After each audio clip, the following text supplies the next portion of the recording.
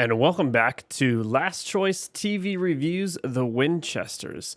This is Season 1, Episode 3 of the new hit show from the CW. Now, of course, this is the final episode that we will not have Ender, who, again, like I said last episode, if you were listening, this series is near and dear to him. He's super excited about this, and I am a new viewer, and I'm trying to step in and fill the role for him. Probably doing horrible. And like I said, let me know in the comments some of the Easter eggs, some of the things that I missed that might be relating the show to Supernatural. As someone that hadn't watched Supernatural, I'm excited to dive in as a new viewer and give that fresh take and perspective of someone that hasn't seen all the history of the show. And we're kind of going to learn as this season goes on if that works for the CW, or did you really need to know all of the backstory? So far, I'm really enjoying the series. But let's go ahead and dive into episode 3.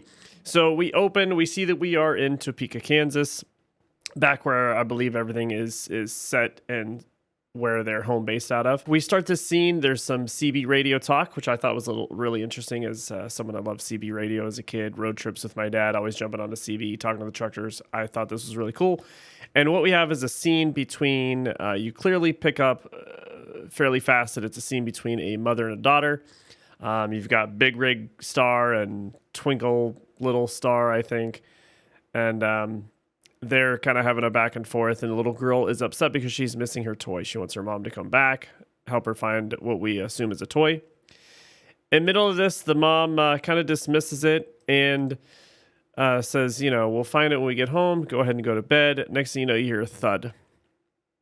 As this thud happens, we see this bag, this toy sack, have you on the ground, and immediately I was like, well, there's obviously some sort of monster in there. Why are we going over there? But I have a 2-year-old. I understand something new and shiny. I'm gonna go check it out. So the kid checks it out and opens up the sack, and lo and behold, there is her missing toy, Brianna. Super excited about this doll. Takes it. Now, what I thought was interesting, again, very normal for my son would do this. Gets what they want, leaves. I don't care what else is in the bag. I'm not going to investigate. So the little girl jumps straight into bed. Now, as the camera starts to pan out and she goes to sleep, we see these arms, this creature type thing come out of the bag, and it snatches her up. And we go into the credits scene. So here we are. We kind of understand we're already messing with some sort of monster. We're not really sure what's going on, but you can only imagine what's going to happen here. We cut to their home base of the gang here, and Mary is on the phone with someone, presumably she calls her Nina, and she is asking to reach out to her mother. We learn that Mary's mother is still alive and that her parents are separated and they don't speak. So she assumes that her mother doesn't even know her father is missing, which is a little bit confusing. She does talk about the fact that Maggie, when Maggie died, nothing has been the same with their family, and that may be why they're separated, but no one will really explain to her what's going on. Someone that grew up in a divorced family, I can definitely say the smallest things can set off a family and turn it into turmoil and put people opposite sides, and you never really know what's going on. Now, with that being said, Mary starts to show her frustration between Lotta and John, that she's got all these clues. She can't find her dad. She's very upset about this. She doesn't understand why she can't find him, and she's starting to lose hope. John obviously is trying to cheer her up, but she goes on and talks about how the last time her and her dad were talking, they got in a big fight. And it had to do with the fact she wants to quit hunting. She wants to leave this life behind.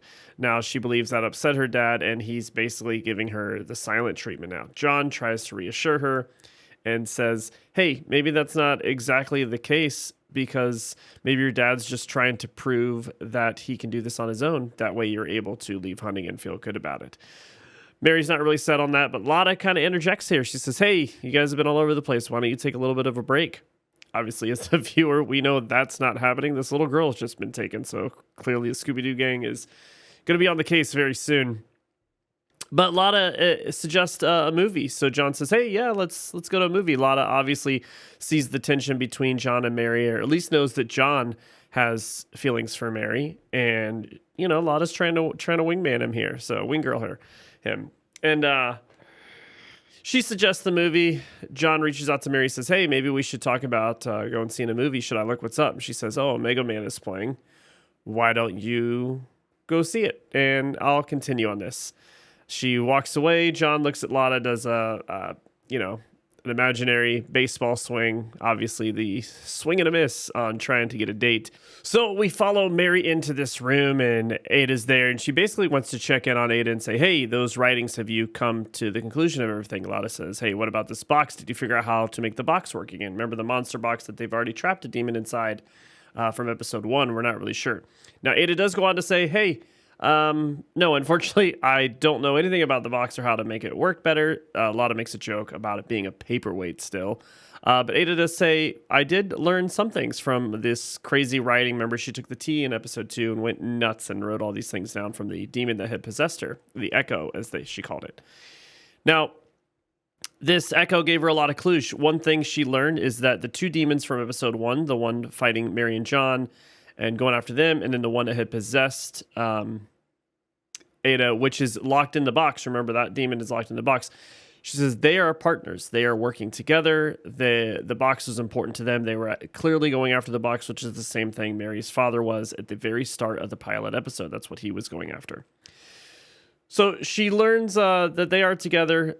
Something is kind of off on here, but the other thing is there's an address in all these writings. There's an address that keeps popping up as they're about to talk about it a little bit more. They're not really sure what it is, but obviously the demons must want something, and they want to go capture the other demon. They want to find the other demon that's the partner of the one they have trapped, because maybe they can learn a little bit more, and if this has to do, is it an Akrita thing, just kind of what's going on with the situation.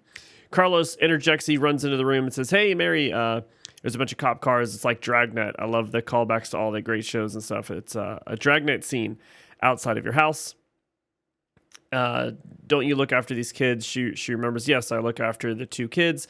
Their mom is a long-haul trucker ever since their dad was gone, and when the mom is out of town, she kind of looks after them, which I was like, wow, I mean, you're supposed to be looking after these kids. You haven't checked on them once. It's great babysitting skills. But she does talk about how they're kind of more adult and take after themselves. So Mary decides, hey, we got to go check out this house. So John and Mary run off. Ada decides that she wants to go check out this address by herself. Mary says, absolutely not. Take Carlos with you. And if you come across a demon, reach out to Lotta and we'll all come running. Ada doesn't seem too excited about that, which I thought was weird. They are trying to make sure Mary keeps everyone involved. And for the first time, we see another character almost wanting to do their own thing and looks a little annoyed. I'm not sure if that was a purposeful reaction or direction that the show wanted us to take, but that's kind of what I got out of it, so it kind of made me laugh a little bit. But needless to say, they all kind of go their separate ways. We pull up and we see John and Mary get to the house, and this cop is ready to greet them. And her name is Betsy, I believe, and she clearly knows John from the past before he went to the war. She's kind of confused, like, hey, what are you doing here? And he's like, oh, I'm with my friend. And Mary goes and checks on Ford, which is the boy waiting by himself. He's very upset. The cop had let them know that the girl is missing. So obviously while Mary's talking to Ford, we get a little back and forth between Johnny and Betty here. And Betty basically says, hey, I thought we were going to talk when you got back. I reached out to you. John obviously has been avoiding her. You can only allude at this moment that there must have been some sort of romantic connection at one point before he went off to war. Now, we cut over to Mary, who's talking with Ford, and Ford tried to tell the cops a bunch of stuff about his little sister, but he left one thing out. So he decides, because he trusts Mary, he's going to let Mary know. And he talks about he saw this something grab her, and then this bag disappeared, and that some twisted arm, crazy monster thing. And Mary kind of looks, concerned. Now, as a viewer, I was immediately like, oh, Mary's about to solve this. But Ford has a reaction like a normal kid would, right? He looks at Mary and he says, great, you don't believe me either, and you think I'm crazy. And Mary reassures him. She says, no, I absolutely believe you, and I promise I'll get your sister back, to which I immediately thought, this girl could be dead. You're making promises to a little boy you're supposed to be watching. But nonetheless, obviously, I think they wait a little bit towards dark and the cops have gone. Mary and John break into the crime scene, as does every scary movie and film or any kind of thing. Why the cops don't stay behind and man this, I don't know, as a crime scene, but here we are. We're inside. They're looking for clues, trying to understand what's going on. They can't really see it, but John comes across a CB radio. Mary explains how that's how the little girl keeps tabs with her mom when they're gone. And she also lets John know that's something that she used to do. She grew up being bred to be a monster hunter, right? So Mary is using this CB radio. Her dad taught her to scan different dials, look for codes, look for keywords from different monster talk, demon talk, stuff like that. And we learned that that's what she grew up doing. John talks about how he grew up wanting to be a catcher for the Kansas City Athletics. And he used to make all these, dreams and hopes. And Mary says, that's the difference. I was never able to dream. I was only made for one purpose, which was to hunt monsters.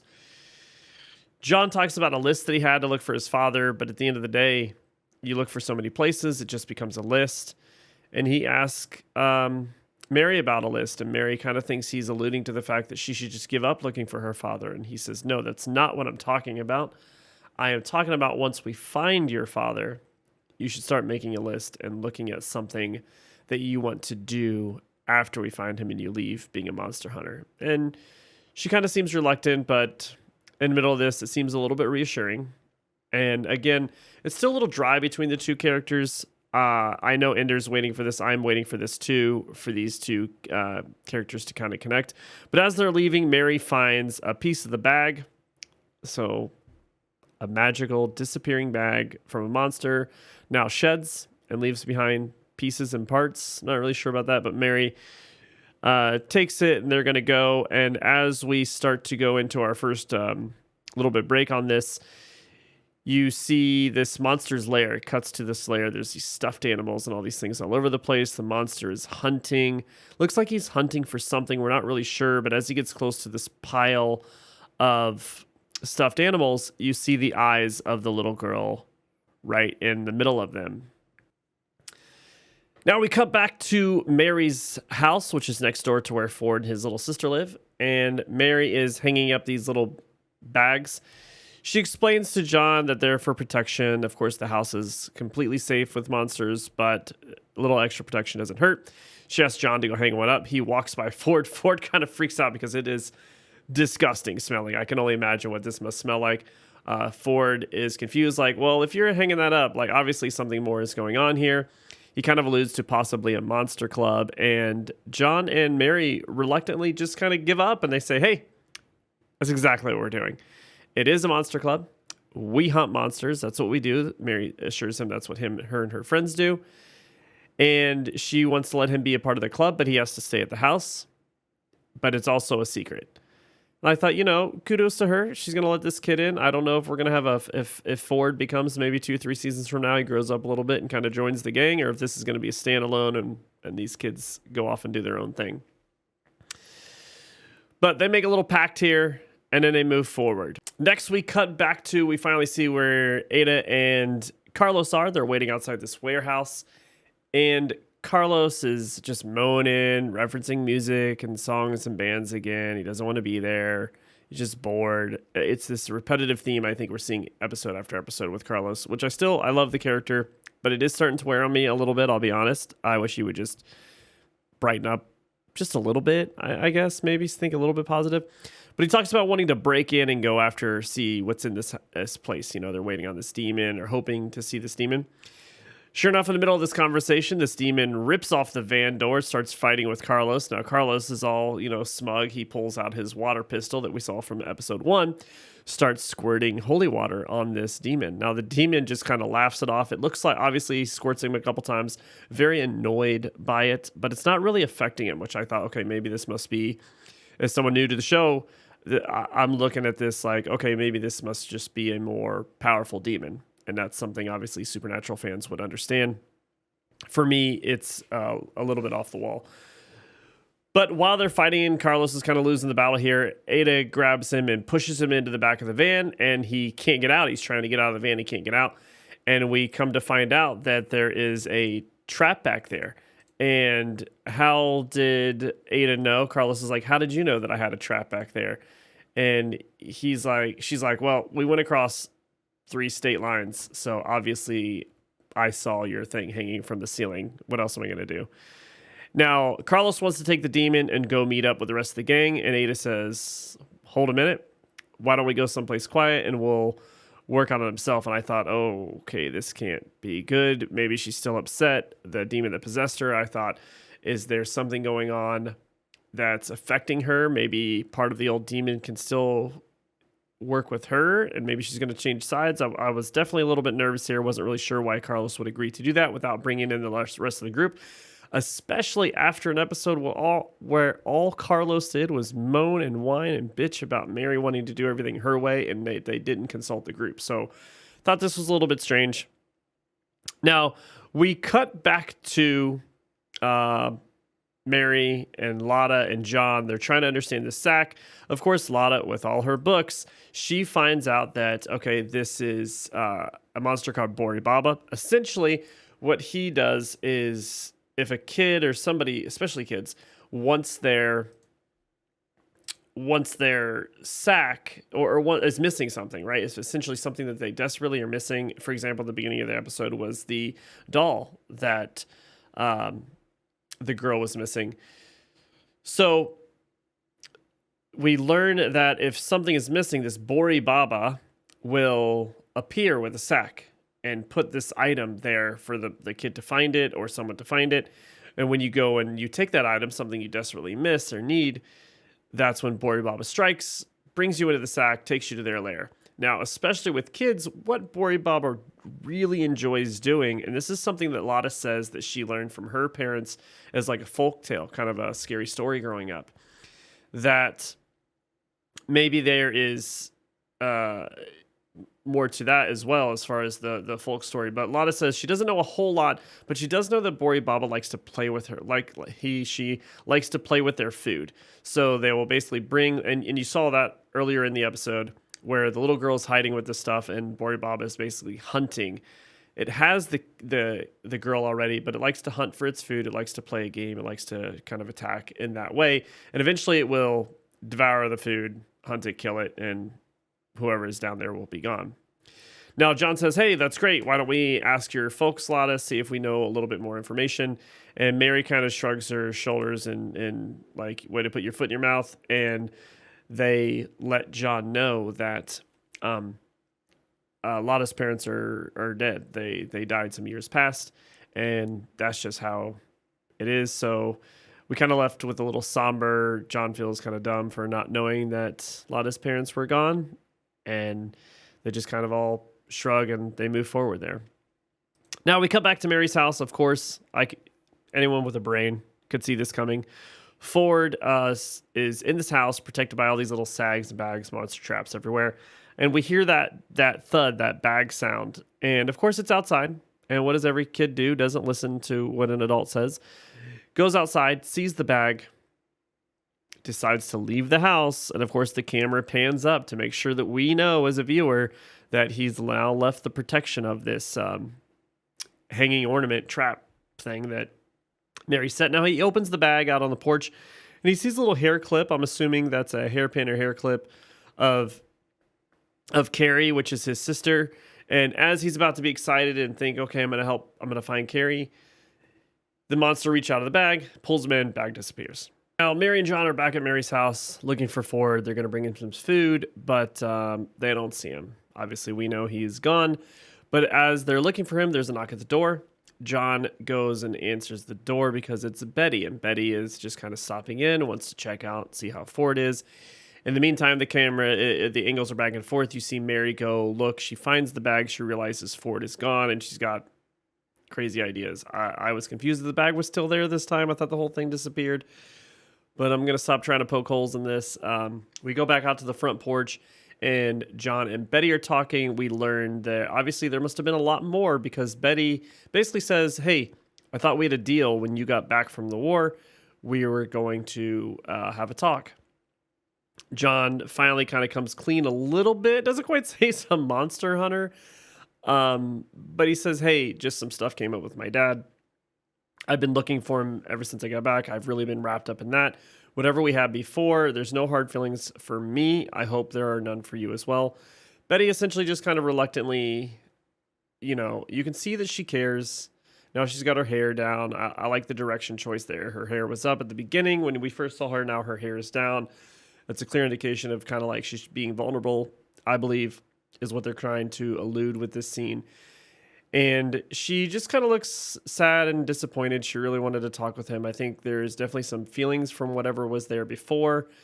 And she just wants to kind of know where they stand. And John just seems so willing to just let bygones be bygones, which I think is throwing her off a little bit.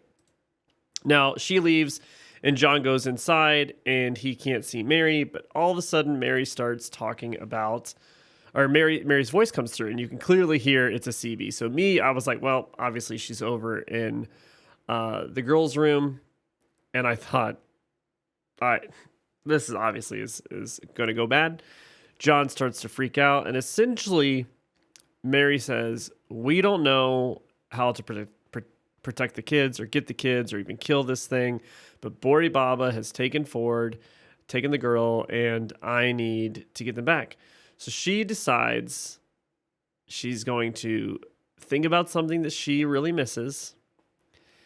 And she's hoping that Bori Baba will appear and she will be taken. That way she can be there and protect her. And she's trusting John and the rest of the crew to figure this out on their own. And John is basically losing his absolute mind. Obviously, he's begging her, pleading with her on the CB to not do this. And of course, he puts the CB down, as you can hear Mary kind of going through the motions. And John runs, jumps the fence, tries to get to the other side. But unfortunately, by the time he got there, Mary was gone. Now, what came out of the bag was a hat, very Indiana Jones style hat. Comes out and Bori Baba takes her, and you see the bag disappearing and kind of, well, not the bag itself, the bag is still there, but they have disappeared by the time John gets into the room. And now, of course, some great music is playing again in the background. I love this. Again, the show is so good with the music here. It's just absolutely phenomenal. It gets me excited to want to continue to watch this. Now, as soon as that scene is over, we go right into it. Mary wakes up in this pit, and she immediately is looking over, finds... it looks like she's looking at the kids, but I'm not really sure. She kind of comes to, she snaps to it really quickly, puts on the hat. She's like very badass at this moment and hears the monster yelling, and she takes off running. So at this point, we cut over to Carlos and Ada, who have gone out in the middle of the woods field somewhere, out in the middle of nowhere. And Ada is working on a bonsai tree, which I thought was interesting. And they've got the demon in one of those white salt circles they had kind of alluded to in the other stuff. And what Ada lets Carlos know is that demons can possess humans, but they can also possess non-living things, such as like a plant. And this demon obviously knows that. You could see him being a little bit fearful of Ada, but still trying to be badass. And Carlos just looks extremely confused. Ada is threatening him to be trapped in a bonsai tree because obviously they live forever and ever. So imagine centuries of this demon being stuck in there until, I guess that means until it dies out. The demon just can't leave the bonsai tree on his own. Ada starts to do a little spell, starts to cut her finger with blood, and she's going to cast this spell to make the demon go in the bonsai tree. The demon freaks out and finally, gets nervous and says, hey, okay, I'll tell you. So the demon basically talks about the Akrita. And what we get here, I won't go through every little detail because I'm just going to miss so much. I know in the comments you guys can either rip on me or help me out here. But for the most part is the Akrita made a deal with him and his partner. And as long as they help out the Akrita, they get to live after the Akrita wipe out. Remember, the Akrita don't just go after humanity. They want to wipe out everything. Demons, monsters, humanity, whatever. So all we know is that this woman is in charge of this group, and that's who worked the deal. Basically, if they get the box for this woman, they were going to be saved. Now, you can only imagine, my immediate thought was, you're as dumb as every other villain, right? Well, let me help out the bigger villain as a villain, and then they're going to save me and keep me protected. no, the Akrita woman is probably still going to kill them. I don't know why villains can't figure this out. It makes me laugh every time I see it in every kind of movie like this. But reluctantly, we learn that this woman is basically in charge. I don't know if she's in charge of the Akrita or she's just the main person, but they were going to help. Now, as the demon kind of expects to be the exorcism to happen and be sent back down to hell. Now we learn from Ender that these demons they have to basically crawl their way back up. He said something about supernatural where they crawl their way back up. And since these demons are very high powered, high ranking, maybe, I'm not really sure the word he used, but they can get in and out fairly quickly versus having to go all the way to the bottom of the rank. Instead of exorcising the demon I thought Ada would keep her word. No, she is like, no, F this. She does the ritual and she drops the blood on the line, which sucks the demon into the bonsai tree. Carlos is all kinds of confused, and she just says, well, we may need to get more information later because I don't feel like we got enough information out of him. And if we need more information, we'll at least know where he is. So he is stuck into this bonsai tree. Okay, we're back at the secret lair, their headquarters, I guess you want to call it. And John is just in all kinds of disarray, pleading, begging, praying that Lotta has an answer. Lotta basically says, look, I gave you all the information I have nothing else. John says, what about all the stories you learned? There has to be someone. There has to be people that you know. She said, I reached out to everyone. And finally, after lots of begging, because John looks like he's about to break down, he says he didn't know what to do with his life until he became a hunter. That's thanks to Mary. He feels like he finally has direction in his life, like he's born to do something, but he needs Mary to do that. None of this works without Mary. So it's Mary, Mary, Mary, Mary, Mary. So Lotta finally breaks down and she says, okay, there may be one more person I could reach out to, but even if I could get a hold of them, I'm not sure that they would speak to me. And John pleads and begs, just take the shot. And we're kind of left sure that we're not 100% sure Lotta's going to do that. And while that's happening, we cut to the kids trying to run away from this monster. And as the kids get cornered and the monster looks like it's about to eat them, here comes Mary, obviously just being a badass, slice this thing, the arms off from behind, and then cuts the head off and looks, holding up the dagger like, just this absolute badass of a mom moment type instance. And she kind of rolls her eyes, gets with the kids, and Ford says, Monster Club sucks. And she's like, yeah, tell me about it. Now, keep in mind, for a moment, we think this monster's dead, but we learned from Lotta and everyone that they don't know exactly how to kill this monster, right? So, of course, as she kind of consoles the kids, the monster comes back to life, and she says, we have to run. Now, we see the kids hiding in the corner, and they're freaking out, and Ford is saying that, hey, I'm really, really scared. You cut the monster's head off, and it came back to life. Mary says, yes, I know. Tells everyone to be quiet, calm down, and reassures them, hey, my friends are out there. They're working on this. John and everyone's going to help us. So we cut back to Lotta, and she's on the phone with someone. She says, thank you. This is going to be a huge help. She's speaking a different language, obviously not English. And what I thought interesting here is the next line she says, basically just tell mom I'm safe. And I immediately thought, wait, did we not just learn that her parents are dead and now she's talking to her mom? So maybe, obviously there's more to the story there. I don't know if Mary knows or Mary thinks her parents are dead, but clearly she did not want to reach out to her mom. I'm not sure if the dad is alive too, or just her and her mom are separated, but she was trying to learn. Now, she did get some information. She learns that Bori Baba essentially has to be out of the sack.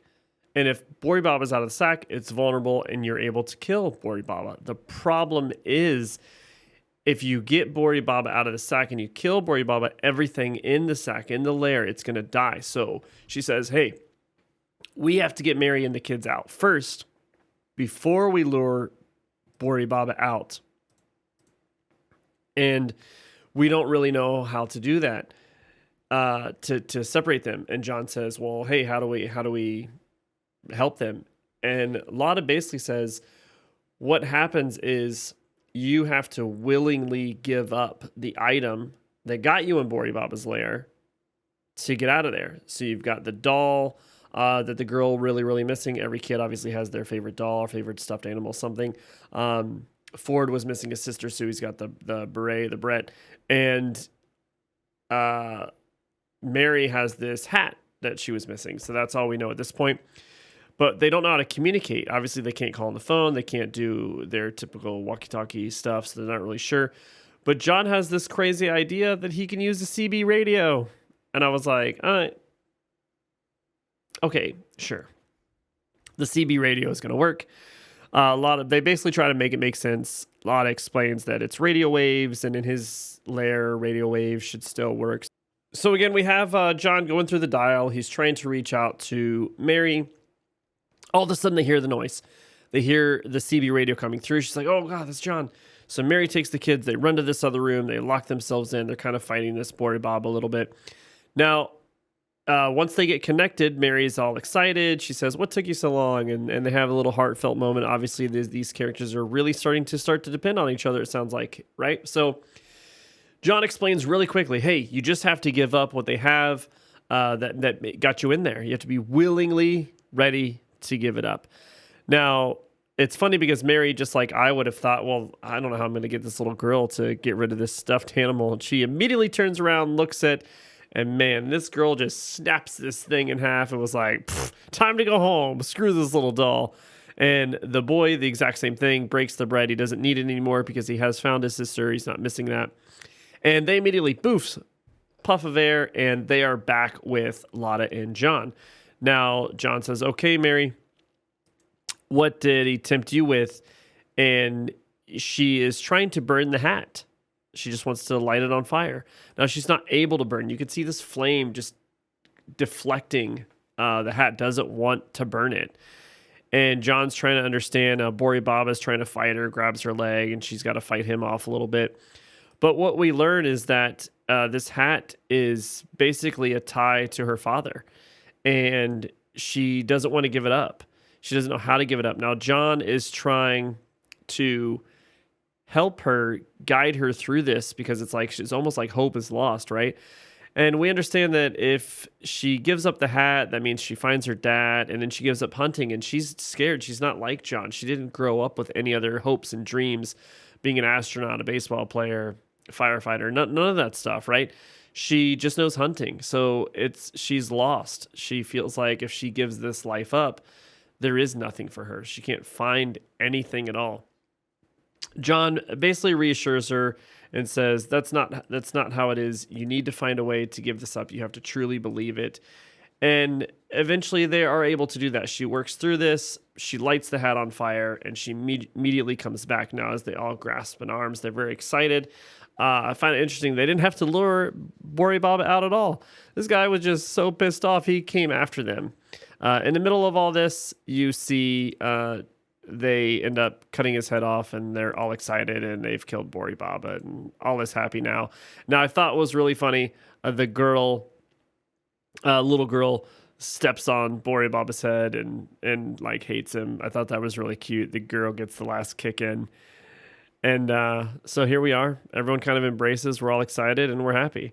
Next thing you know, you go outside, and the mom is showing up. Betty is there. She's very excited. They found the mom. Betty explains, hey, in this line of duty, we don't get a lot of happy endings, so thanks for helping. They essentially said, hey, it was a bunny out in the woods, and she was going to the bunny. They never did find the stuffed bunny, but they were able to rescue the girl, so all is good. Now, one last piece of the puzzle here between Betty and John. Betty says, hey, maybe I should have given this back to you a long time ago, but here it is. And she hands him what I guess, is a engagement ring. So it's like she's ready to let things go, and she hopes that they can be friends. John says, hey, you made the right call back in the day where we were young and stupid, and we didn't need to get married. So it sounds like John was ready to get married before he went to war. All in love, the puppy love, the high school love. And she decided, hey, maybe we should wait till you get back, or now is not the right time. She, had her head on her shoulders, knew that wasn't a smart move to do it so young. But they both essentially say, hey, we really care about each other. Can we at least be friends? And John says, yes, we can always be friends. And I thought it was interesting here. They obviously put her hair back up. So she's kind of, I think this is another directorial choice where she looks guarded and she's kind of self-contained and she's not being vulnerable in this moment. So she truly is ready to go. Now, Mary comes over and asks if it's going on. He lets her know that the cover story was bought. Mary, he stuffs the ring in his pocket so she doesn't see it. Now, Mary says, hey, be ready because Ford's probably going to make jackets. And he's going to make Monster Club jackets for all of us. So we're going to see how it's going to go. Now, Mary decides, hey, I'm going to take a page out of John's book, and she wants to go see a movie. She's going to take some time off. She's going to take a break. So John lets her go, and off she goes. Now, we see the movie theater scene. She walks up to a ticket office, and we see that she is going to see the Omega Man, something she told John to go see at the beginning of the episode. So this must be the book ending here that we were talking about before. While she's buying her ticket, someone else, she doesn't have enough money. Another guy comes up and says, here, you can have the change. And he is also seeing a movie by himself. So I thought that was pretty interesting. And they decide to go see the movie together. So listening to the first episode with Ender, sounds like the backstory had to do with a date and a movie between John and Mary, but now we see they're messing with the timeline a little bit, or they're just trying to mess with you as the viewer and not, everything's so written in stone. This movie date that she's going on is with a completely different guy, so I'm very curious to see where that plays out. You cut to back at the home headquarters, and John and Lotta are celebrating. And some music plays. You got a DJ comes on, talks about the witching hour, and you hear this voice and you see this finger, these hands, and it's got that ring from the end of episode 2. And this woman is talking, over the radio, raise the volume, tune in, be excited. She's the DJ.